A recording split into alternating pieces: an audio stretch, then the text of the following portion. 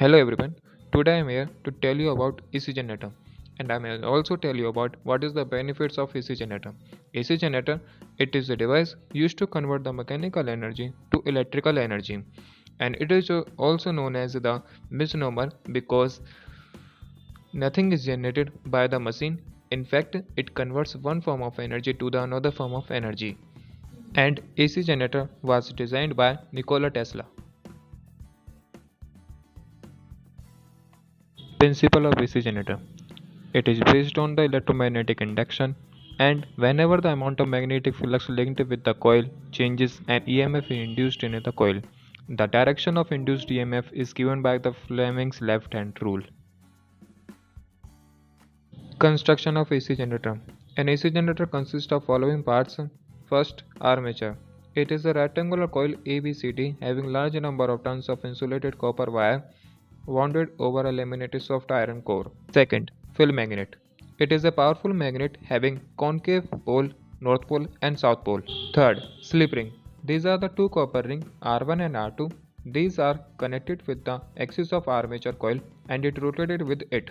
And last fourth, brush.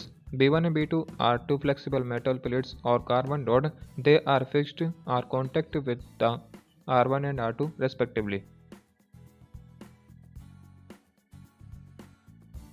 Working. As the armature coil is rotated in the magnetic field, the angle theta between the field and normal to the coil is changes continuously. Therefore, the magnetic flux linked with the coil is changes. So, an EMF is induced in the coil. Suppose the coil is rotated clockwise and horizontal at the same instant of time. At this instant, the arm AB of the coil is move up and arm CD is move down. And by the Fleming's right hand rule, the current flow from A to B in the arm AB and from C to D in the arm CD.